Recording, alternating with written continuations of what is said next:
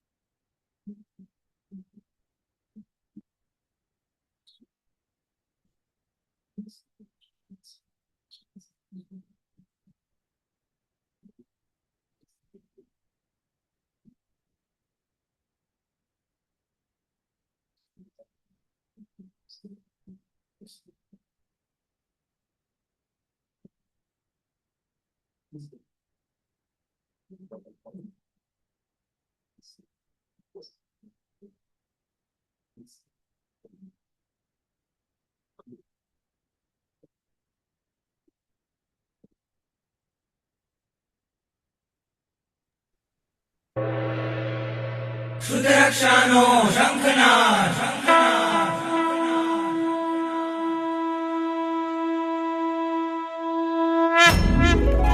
વંદે શુદ્ધજ્ઞાનમ વંદે શુદ્ધજ્ઞાનમ વંદે શુદ્ધજ્ઞાનમ વંદે શુદ્ધજ્ઞાનમ હો દેવાદિદેવા કરું તારી હું સેવા હો દેવાદિદેવા કરું તારી હું સેવા વંદે વંદે વંદે શુદ્ધજ્ઞાનમ વંદે વંદે વંદે શુદ્ધજ્ઞાનમ વંદે વંદે વંદે શુદ્ધજ્ઞાનમ વંદે વંદે વંદે શુદ્ધજ્ઞાનમ વંદે વંદે વંદે શુદ્ધજ્ઞાનમ વંદે વંદે વંદે શુદ્ધજ્ઞાનમ વંદે શાસનમ શાસનમ વંદે શાસનમ શાસનમ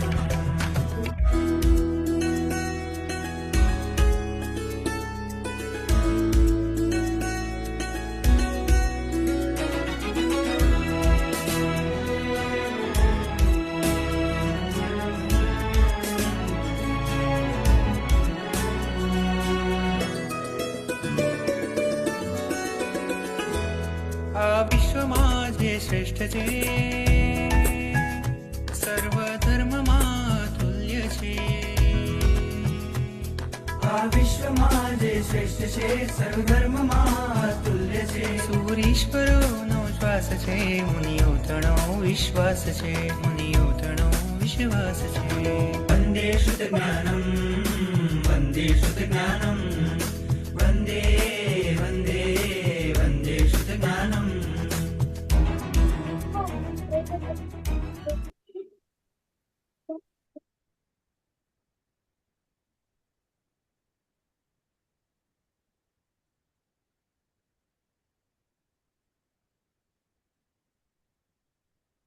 नमो नमः। प्रणाम। प्रणाम गुरुजी, प्रणाम नमो गुरुजी, नमः। नमो प्रणाम શાતામાં છો गुरुजी, नमो गुरुजी ने? नमः शातामा। प्रणाम गुरुजी, नमो नमः। શાતામાં છો प्रणाम गुरुजी? सर, जय गुरु नमो प्रसाद। नमः।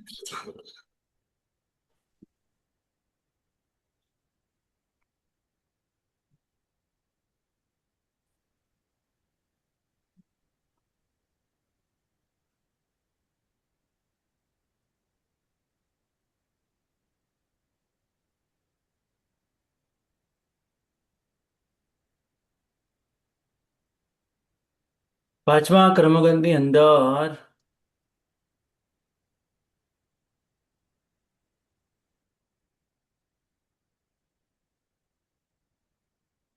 આપણે છેલ્લે 4 વસ્તુ યાદ કરી હતી.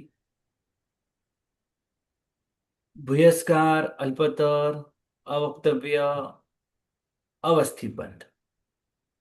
બોલો, ચારેય પ્રકારનો બંધ ખ્યાલ આવી ગયો આપને? હમ.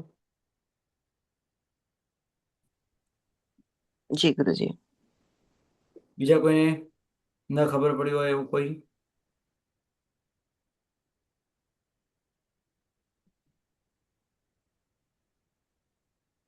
ઓકે, ચલો હું માનીને ચાલુ છું કે તમને બધાને ખબર પડી ગઈ છે. બરાબર? ફરીથી લઈ લો ને સર, એકવાર ફરીથી. જી.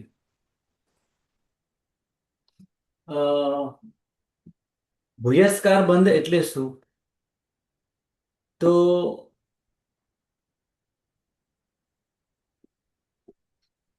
જે પ્રકૃતિ બાંધતો હતો એના કરતા વધુ બાંધવા લાગે. એ વધુ બાંધવું એ ભૂયસ્કાર કહેવાય. સમયની વાત આપણે પછી કરીએ. જે બાંધતો હતો એના કરતા ઓછું બાંધવા લાગે એને અલ્પતર કહેવાય. જે બાંધતો હતો એ જ ફરી બાંધવા લાગે, એટલે પહેલા સમયે જેટલી પ્રકૃતિ બંધાઈ એટલી જ પ્રકૃતિ ફરી પણ એ જ બંધાઈ, તો એને અવસ્થિત બંધ કહેવાય. અને સંપૂર્ણ અબંધક થઈને ફરીથી એ પ્રકૃતિ બાંધવાની શરૂ થઈ તો એને અવક્તવ્ય બંધ કહેવાય. આ 4 પ્રકારનો બંધ છે.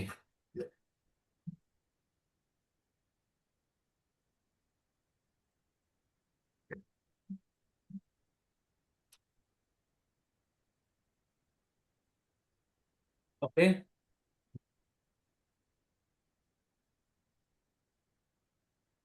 તો હવે આપણે શરૂઆત કરીએ.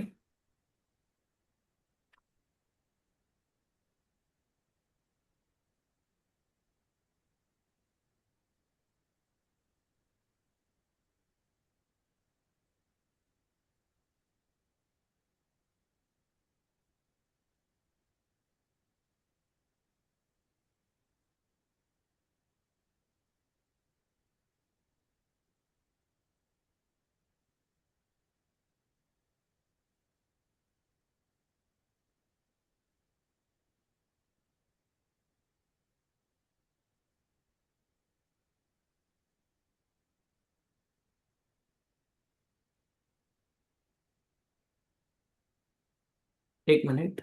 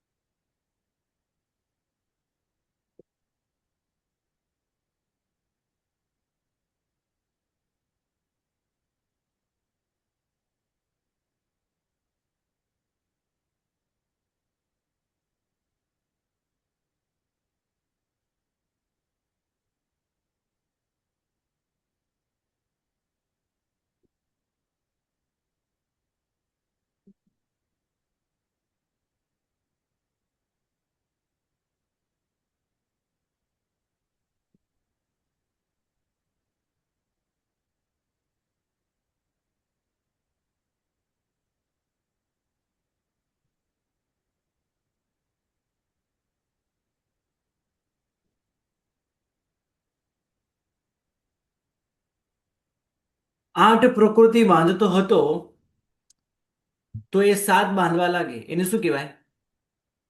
ઓછી બંધ એટલે અલ્પતર. એને અલ્પતર બંધ કહેવાય. હમ. હમ. 7 માંથી 6 બાંધવા લાગે તો અલ્પતર. અલ્પતર. 6 માંથી 1 બાંધવા લાગે તો અલ્પતર. અલ્પતર.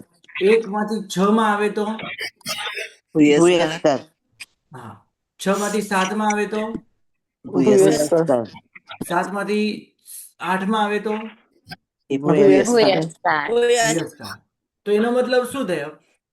એનો મતલબ સીધો એ થયો કે 8 નો ભૂયસ્કાર જે છે એ 8 નો નથી અને અલ્પતર જે છે એ 1 નો નથી, હમ. હે ને? હા બરાબર. કારણ કે 1 માંથી 6 માં આવે તો 0 હમ. માંથી 1 માં આવે તો એવું તો બનતું જ નથી, બરાબર? હમ તો આ પ્રમાણે ભૂયસ્કારમાં 1 નથી અને અલ્પતરમાં પણ 1 નથી. અવસ્થિતમાં 4 એ 4 છે.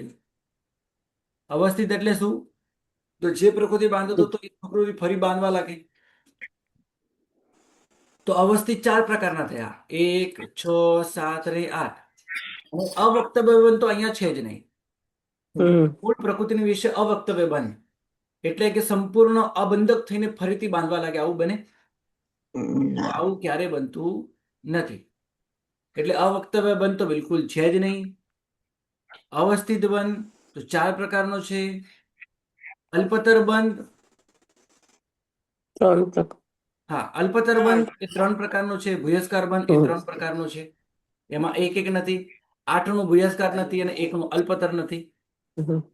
હવે આ પ્રકૃતિ અલ્પતર ક્યારે બને છે, ભૂયસ્કાર એટલે ક્યારે વધે છે, કેટલા સમય સુધી વધે છે, એની વિચારણા આપણે કરીએ.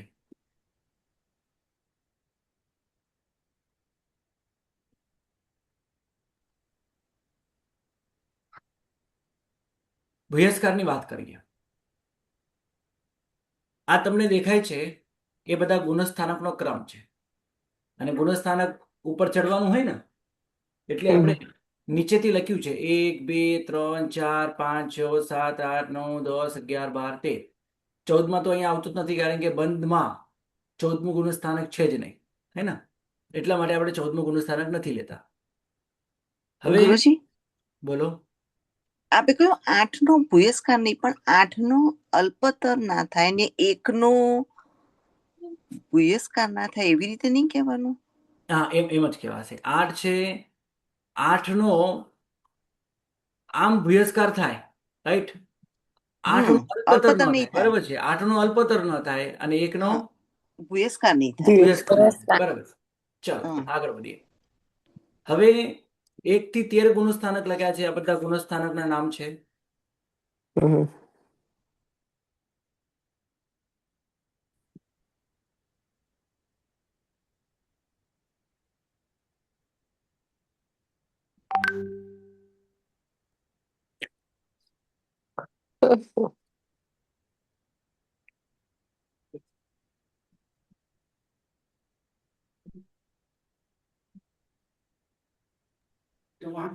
હા હા. તો હવે આપણે ભૂયસ્કારની વાત કરીએ, જે વધે તે, રાઈટ ને?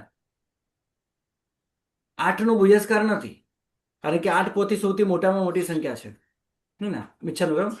8 નો ભૂયસ્કાર 7 માંથી આવે ત્યારે હોય, બરાબર? તો આપણે વાત કરીએ પહેલા ગુણસ્થાનકે.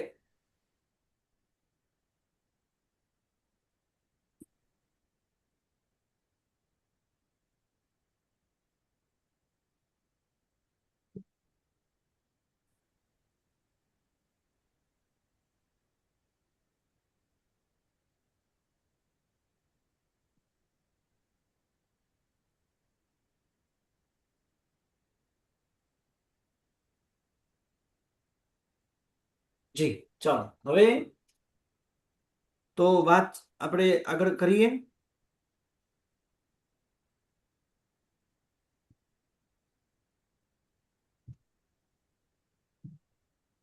એક જે છે પહેલા ગુણસ્થાનકે 8 પ્રકૃતિ બંધાય. બીજા ગુણસ્થાનકે પણ 8 પ્રકૃતિ બંધાય. ચોથા ગુણસ્થાનકે 7 પ્રકૃતિ પણ બંધાય, 8 પ્રકૃતિ પણ બંધાય. એના પહેલા આપણે બીજી એક વાત કરી લઈએ, પછી આ શરૂ કરીએ.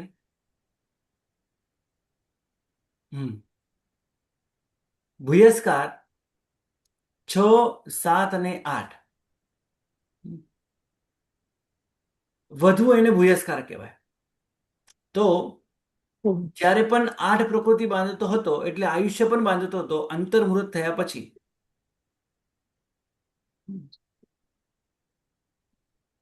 એ 7 ઉપર જશે, પછી ઉપરના ગુણસ્થાનકે ગયા પછી 6 ઉપર પણ જશે, પણ 6 થી 6 પછી 1 ઉપર પણ જશે, પણ 1 થી 1 પ્રકૃતિ બંધાય, વેદનીય કર્મ બંધાય.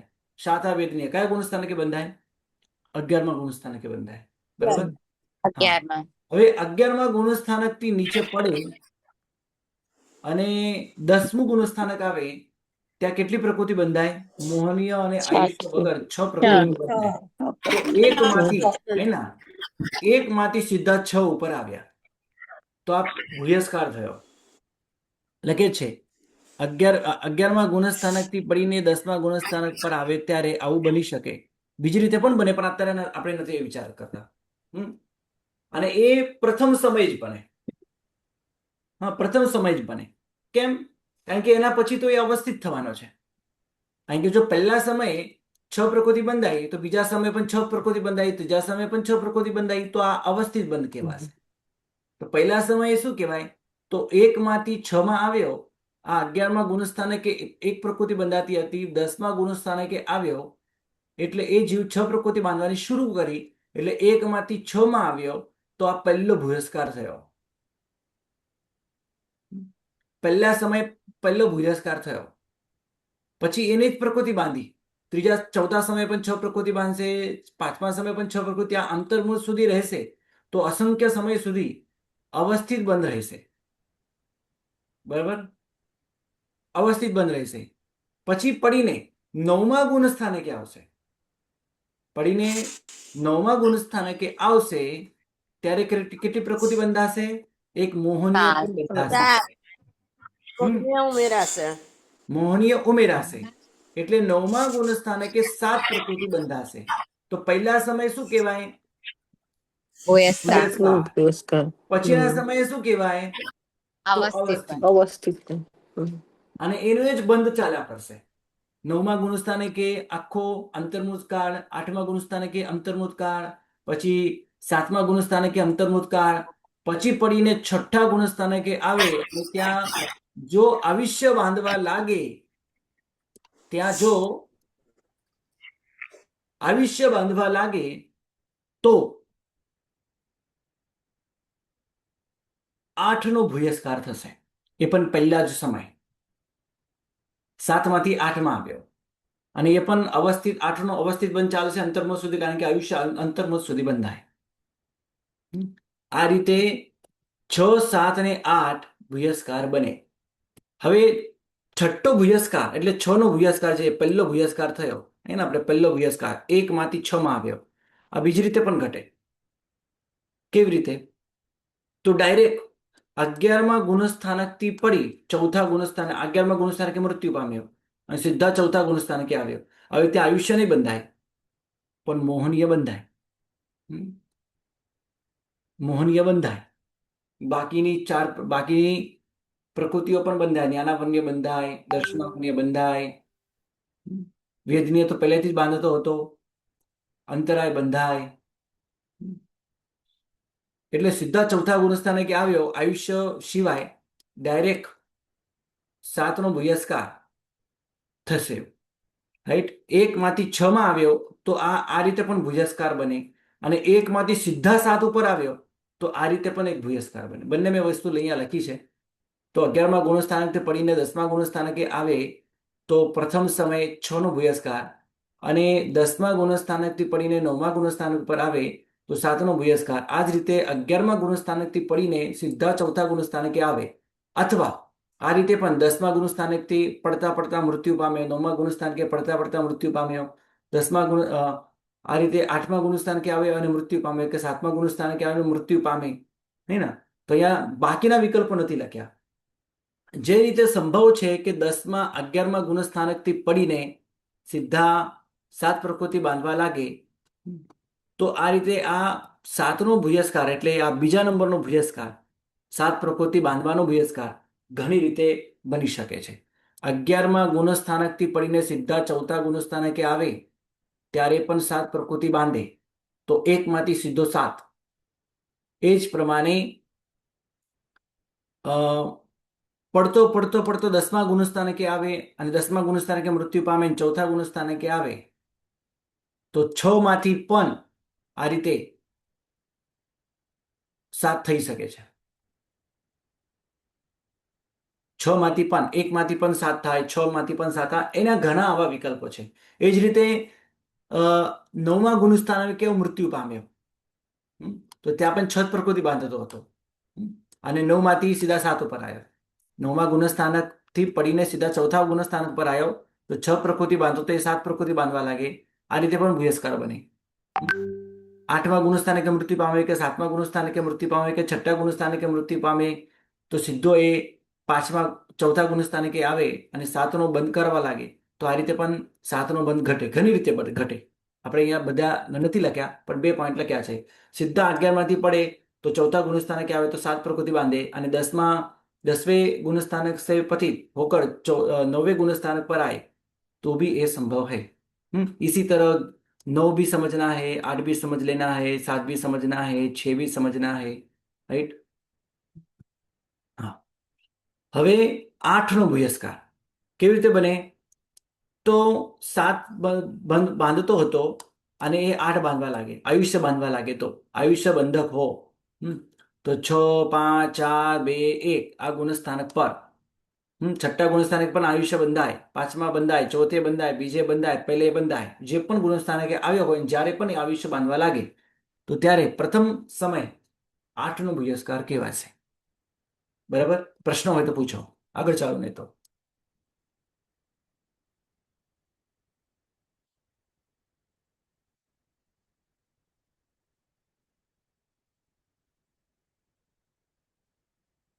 બોલો. પ્રણામ ગુરુજી. એટલે 7નો જે ભૂયસ્કાર છે ને એમાં આપણે શું કહ્યું 9માંથી 8માંથી એ કેવી રીતે કીધું? કેમ ઉપસમ શ્રેણીમાં ઉપર ચડ્યો હોય, હા, બરાબર, હમ, અને પડતા પડતા સીધો ડાયરેક્ટ મૃત્યુ પામે તો ચડતા પણ મૃત્યુ પામી શકાય અને પડતા પણ મૃત્યુ પામી શકાય. હા, એટલે ચડતાની અપેક્ષા કહ્યું, બરાબર છે. ચડતા ને ઉતરતા પણ થઈ શકે. કેમ? હા, ઉતરતા હવે થઈ શકે પણ ચડતા હા બી મૃત્યુ પામી શકે, બરાબર છે. હા, એટલે બીજા આટલા બધા વિકલ્પો મેં લખ્યા નથી, સમજી લેજો. બરાબર. પણ હવે જો 10મા મેં અહીંયા 2 વિકલ્પ કેમ લખ્યા તો જો 10મા ગુણસ્થાનકે કેટલી પ્રકૃતિ બંધાય? 6. 11મા ગુણસ્થાનકે કેટલી પ્રકૃતિ બંધાય? તો 1. તો 1 માંથી 7 અને 6 માંથી 7 આવું થઈ શકે. જી, બરાબર. તો જેમ 10મા ગુણસ્થાનકથી પડીને 9મે ગુણસ્થાનક પર આવે અને આ રીતે બાંધે તો એ જ રીતે 9મા ગુણસ્થાનકથી પડીને સીધો 4થે આવે કે 8મા ગુણસ્થાનકથી પડીને સીધે આ રીતે જાય. આ રીતે ચડતા પણ થઈ શકે, ઉતરતા પણ થઈ શકે. એટલે એના ઘણા વિકલ્પો થઈ શકે. એટલી બધી વિચારણા અત્યારે આપણે નથી કરતા. એટલું સમજો કે આ રીતે ભૂયસ્કાર બને છે. હવે તમને હું આના ઉપર લઈ જાઉં છું. પણ 9મે 8મે ગુરુજી 7 જ બાંધતો હશે ને? 9મે 8મે બાંધે તો 7 જ, રાઈટ ગુરુજી? હા, સાથે સાથે જ બાંધતા, બરાબર છે. પણ પડતો પડતો આવે તો સીધો 6 માંથી, હા, 6 માંથી સીધો આમાં આવે તો પણ 6 વાળો તો 10મે હોય એટલે 10 માંથી પડે તો બરાબર છે, પણ 9મે 8મે થી પડશે તો 7 વાળો ને 7 વાળો જ રહેશે. આવી શકે. ખાલી આવવાની વાત કરું છું. ભૂયસ્કાર તો આમે 6 માંથી જયારે 7માં આવે ત્યારે પહેલો ભૂયસ્કાર થઈ ગયો એમ સમજો. ઓકે, સમજાઈ ગયું ગુરુજી. આવી શકે, આવવાની હું વાત કરું, સંભવ ખાલી કહી શકું. બાકી તો એટલા માટે 2 વિકલ્પો લખ્યા હતા. બધા વિકલ્પો કઈ લખવાની જરૂર હોતી નથી કારણ કે દરેક સ્થાન તો આમે 7 જ બંધાય. નીચે આવે એટલે અમોહનીય શરૂ થઈ જાય, આયુષ્ય વગર 7 બંધાય. પછી 7 માંથી 7 બંધાય તો ના કહેવાય. ચલો પછી આગળ કહે છે ભૂયસ્કાર બંધ. 11માં પ્રથમ જો ભૂયસ્કાર બંધ પ્રથમ સમય થાય. હવે 11 આ બંને ગુણસ્થાનકથી પડાતું નથી. 11 થી 10મા ગુણસ્થાનકે આવે ઉપસમ શ્રેણીમાં સંભવ છે. 1 બાંધતો હતો એ 6 બાંધવા લાગે ભૂયસ્કાર, રાઈટ. 9મા ગુણસ્થાનકે આવે 7 બાંધવા લાગે તો આ 6 માંથી આવ્યો 7માં ભૂયસ્કાર કહેવાશે. અને એ જ પ્રમાણે 8 છઠ્ઠા ગુણસ્થાનકે મૃત્યુ એટલે પડતો પડતો છઠ્ઠા ગુણસ્થાનક સુધી આવ્યો અને એને જો કદાચ આયુષ્ય બાંધવાનું બાકી હતું અને એને આયુષ્ય બાંધ્યું, છઠ્ઠા ગુણસ્થાનકે દેવ આયુષ્ય બાંધ્યું, તો 7માંથી 8માં આવે તો ભૂયસ્કાર.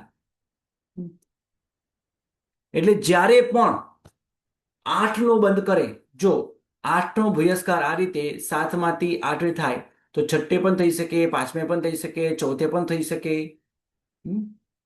ચોથે 7માંથી સીધા 8 બાંધવા લાગે તો ચોથે પણ આ રીતે 8નો ભૂયસ્કાર થઈ શકે.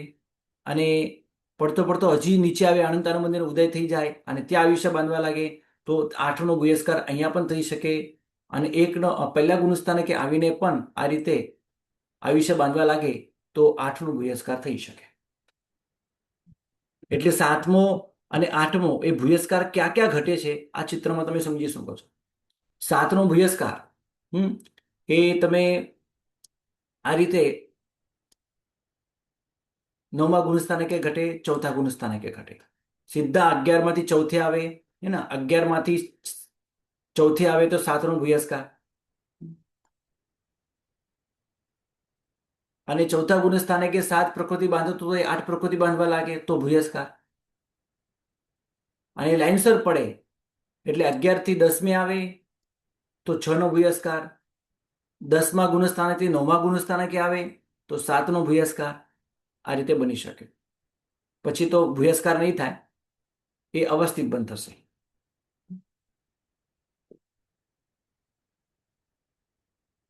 અને પડતો પડતો આવીને સાધુ હોય અને છઠ્ઠા ગુણસ્થાને કે આવીને અટકી જાય અને ફરીથી ત્યાં આ વિશે બાંધવા લાગે તો 8નો ભૂયસ્કાર અહીંયા પણ થઈ શકે, 5નો ભૂયસ્કાર અહીંયા પણ થઈ શકે. એટલે 5મા ગુણસ્થાને પણ 8નો ભૂયસ્કાર થઈ શકે. 8નો ભૂયસ્કાર ક્યાં ક્યાં ઘટે તો 8નો ભૂયસ્કાર પહેલા ગુણસ્થાને કે, બીજા ગુણસ્થાને કે, ચોથા ગુણસ્થાને કે, 5મા ગુણસ્થાને કે અને છઠ્ઠા ગુણસ્થાને કે 8નો ભૂયસ્કાર ઘટે. બરાબર? કારણ કે ત્યાં આયુષ્ય જીવ બાંધી શકે. 7નો ભૂયસ્કાર ક્યાં ક્યાં ઘટે? 7નો ભૂયસ્કાર ક્યાં ઘટે તો 6માંથી જ્યારે 7માં આવે ત્યારે. અને 1નો ભૂયસ્કાર 6નો ભૂયસ્કાર કેવી રીતે ઘટે તો 1માંથી 6માં આવે ત્યારે. ખ્યાલ આવી ગયો બધાને? જી ગુરુજી. પણ એ પ્રથમ સમય જ ઘટે એ યાદ રાખજો. એના પછીના સમય તો એ અવસ્થિત બંધ થવાનો છે. એની જ પ્રકૃતિ બાંધે તો બીજા સમય તો શું કહેવાય? અવસ્થિત કહેવાય. કારણ કે પહેલા સમય એને 8 જ બાંધી, પછી બીજા સમય 8 જ બાંધવાનો. 7નો ભૂયસ્કાર 2 સ્થાને ઘટે, 9મા ગુણસ્થાને કે પણ અને ચોથા ગુણસ્થાને કે પણ. કેવી રીતે? તો ઉપસમ શ્રેણીથી પડે ત્યારે 10મેથી 9માં આવે ત્યારે આ રીતે 7નો ભૂયસ્કાર ઘટે. એના 11માંથી સીધા ચોથે આવે ત્યારે પણ 7નો ભૂયસ્કાર ઘટે. હવે અલ્પતરની વાત કરીએ. અલ્પતર છે એ 6, 7 અને 8 છે. વિચારો, 1, 6 અને 7 છે, 8 નથી. 1, 6 અને 7 એટલે કે પહેલો અલ્પતર છે 8માંથી જ્યારે 7માં આવે,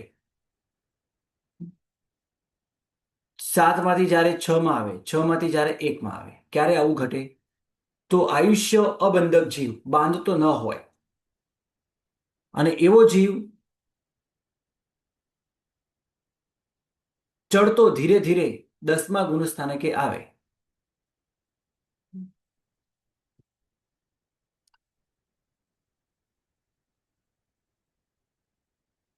કારણ કે 6નો બંધ 10મા ગુણસ્થાનકે થાય.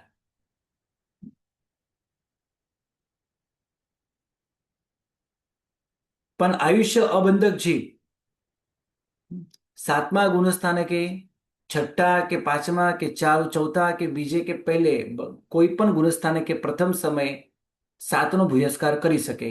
કારણ કે આ બધા જ ગુણસ્થાનકે આયુષ્ય બંધાય છે. જો પહેલા ગુણસ્થાનકે પણ આયુષ્ય બંધાય, પણ 8માંથી એ સીધા 7માં આવે તો પ્રથમ સમય અલ્પતર થયો. બરાબર?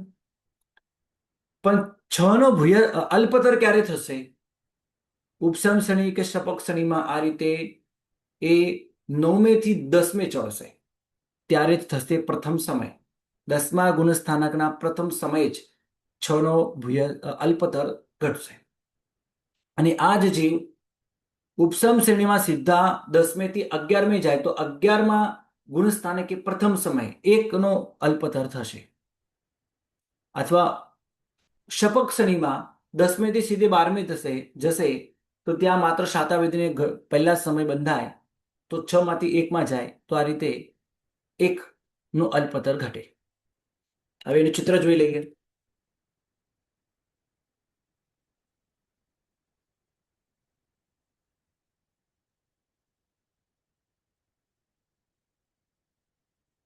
હવે આપણે અલ્પતર વિચારવાનું છે એટલે આપણે ઉપર ચડતા ચડતા જશું.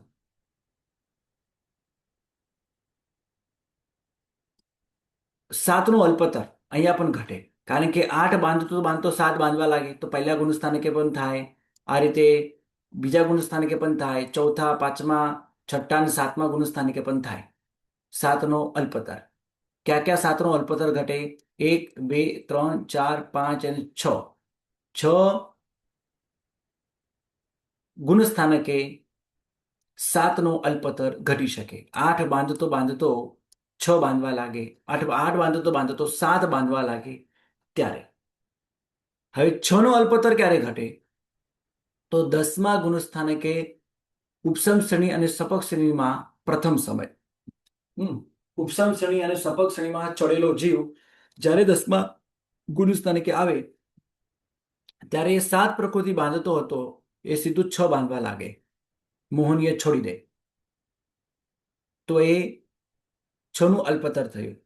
અને 10મા ગુણસ્થાનક વાળો જીવ 11મા ગુણસ્થાનકે જાય તો ઉપસમ શ્રેણીમાં 11મા ગુણસ્થાનકે પ્રથમ સમય 1નું અલ્પતર થાય. અને એ જ જીવ 10મા ગુણસ્થાનકથી 12મા ગુણસ્થાનકે જાય સપક શ્રેણીમાં તો અલ્પતર થાય. સીધા 6 માંથી 1.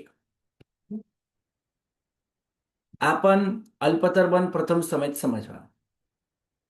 હવે બીજી વાત કરી લઈએ. અવસ્થિત બંધ એ તો 4 પ્રકારે. 8નો અવસ્થિત ક્યાં ક્યાં ઘટે? આયુષ્ય બંધક જીવ પ્રથમ સમય છોડીને લખ્યું છે પ્રથમ સમય વિના, કારણ કે 8 પ્રકૃતિ બાંધવા લાગે પ્રથમ સમયે એ 7માંથી કે 1માંથી આવ્યો ત્યારે એ ભૂયસ્કાર ગણાશે. 1માંથી વિચારો કે 1માંથી 8માં નથી આવતું કારણ કે પડતાની સાથે આયુષ્ય નથી બાંધતો, અંતર્મુખ પછી બાંધે. અને આયુષ્ય બાંધેલું હોય એ બધક જીવ ઉપર ચડ્યો હોય તો જ મૃત્યુ પામી શકે, એટલે 1માંથી ના આવે. તો પહેલા અવસ્થિતની વાત કરી લઈએ. જ્યારે પણ 8નો બંધ શરૂ થઈ જાય પ્રથમ સમયે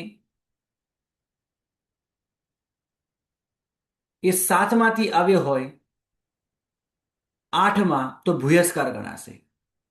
પ્રથમ સમય ભૂયસ્કાર ગણાય, પણ બીજા, ત્રીજા, ચોથા, 5મા સમયે અંતર્મૃત સુધી 8નું અવસ્થિત રહેશે. તો આ 8નું અવસ્થિત 7મા ગુણસ્થાનકે, 6ઠ્ઠા ગુણસ્થાનકે, 5મા, ચોથા, બીજે કે પહેલા ગુણસ્થાનકે થાય. અને 7નું અવસ્થિત ક્યારે ક્યારે થાય? તો આયુષ્ય અબંધક જીવ એટલે બાંધતો બંધ કરી દે તો અબંધક જીવ 7 બાંધવા લાગે તો પ્રથમ સમયે એ 8માંથી 7માં આવ્યો તો અલ્પતર ગણાય, અથવા 6માંથી 7માં આવે 9મા ગુણસ્થાનકે, આવું બની શકે. તો પ્રથમ સમયે 6માંથી 7માં આવ્યો તો ભૂયસ્કાર ગણાશે.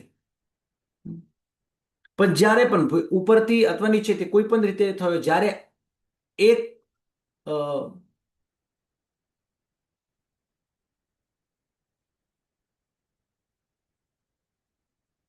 આયુષ્ય અબંધક જીવ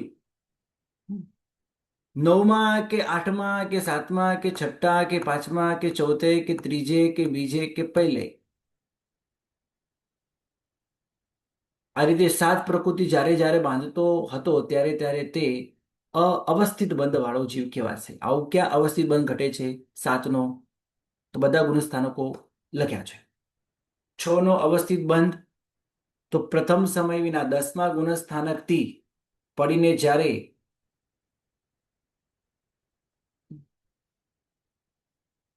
11મા ગુણસ્થાનકથી પડીને જ્યારે આ રીતે 10મા ગુણસ્થાનકે આવે તો 1માંથી 6માં આવ્યો તો ભૂયસ્કાર થયો, તો પ્રથમ સમયે ભૂયસ્કાર ગણાશે, બાકી બધું અવસ્થિત ગણાશે. અથવા નીચેથી ઉપર ચડ્યો હોય, 9મા ગુણસ્થાનકથી 10મા ગુણસ્થાનકે આવે હોય તો પ્રથમ સમય અલ્પતર ગણાશે 7માંથી, કારણ કે 7માંથી 6માં આવ્યો. તો પહેલા સમય અલ્પતર ગણાશે, પણ બાકીના બધા સમય એટલે 10મા ગુણસ્થાનકે જ્યારે પણ આવે એટલે પ્રથમ સમય છોડી દઈએ, કાં તો અલ્પતર કાં તો ભૂયસ્કાર હોય, બાકીના બધા સમય એનો અવસ્થિત બંધ હોય. અને એકની વાત કરીએ, એકનો અવસ્થિત ક્યાં ઘટે? તો 11મા ગુણસ્થાનકે 12મા ગુણસ્થાનકે પ્રથમ સમય ઘટે. ઉપસમ શ્રેણીમાં 11મા ગુણસ્થાનકે પ્રથમ સમય એ અલ્પતર ગણમાં આવશે, 12મા ગુણસ્થાનકે આવે એને પ્રથમ સમય એ અલ્પતર ગણમાં આવશે. પણ એના પછીના સમયોમાં જેટલો પણ સમય રહે, એક સમય પણ રહી શકે અને અંતર્મુખ સુધી પણ રહી શકે. તો 11મા ગુણસ્થાનકે એક સમય અથવા વધુ સમય અવસ્થિત બંધ ગણાશે. 12મા ગુણસ્થાનકો તો એ અવસ્થિત બંધ જ થાય. ખાલી પહેલા સમયે અલ્પતર બંધ થાય 6માંથી સીધો 1માં.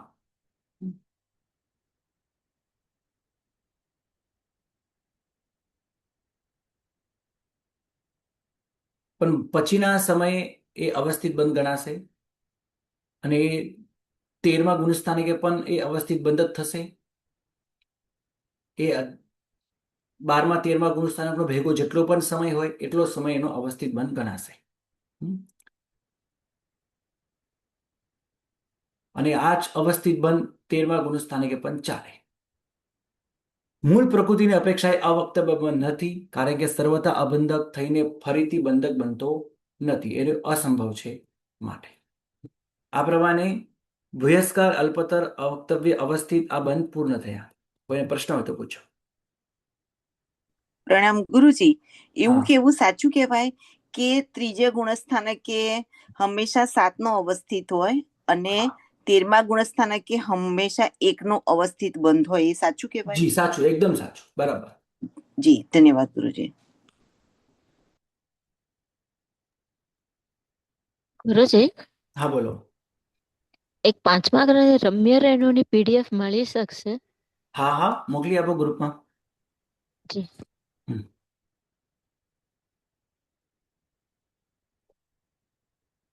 આગળ આપણે આ જ વસ્તુ કરવાના છીએ. ઉત્તર પ્રકૃતિને વિશે ભૂયસ્કાર, અલ્પતર, અવક્તવ્ય, અવસ્થિત બંધ વગેરેની વાત કરવાના છીએ. જ્ઞાનાવર્ણનીય કર્મમાં તમે જો અવક્તવ્ય બંધ થશે, કારણ કે 11મા ગુણસ્થાન કે 12મા ગુણસ્થાન કે 11મા ગુણસ્થાન કે જાય ઉપસમ શ્રેણીમાં તો સર્વથા અબંધક થશે, પાંચે પ્રકૃતિ નહીં બાંધે. પણ 10મા ગુણસ્થાન કે તો ફરીથી પાંચે પ્રકૃતિ બાંધવાનું શરૂ કરશે. એટલે સર્વથા અબંધક થઈને બંધક થયો. તો અહીંયા આપણે અવક્તવ્ય બંધ ઘટશે. અને બધાનો કાળ પણ કેટલો એની પણ વાત કરશે. કોઈને પ્રશ્ન હોય અહીંયા તો પૂછી શકશો. અવસ્થિત બંધનો આ એક કોઠો છે. આમાં તમે બરાબર ધ્યાન દોશો તો ખ્યાલ આવશે કે આ જે અવસ્થિત બંધ છે કે આ કેવી રીતે ઘટે છે. તમારો કાળ પણ અહીંયા લખીને મૂક્યો છે મેં. 13મા ગુણસ્થાને કે 1નો અવસ્થિત દેશોન પૂર્વ કોટી વર્ષ અથવા જગન્યતિ અંતર્મુહૂર્ત.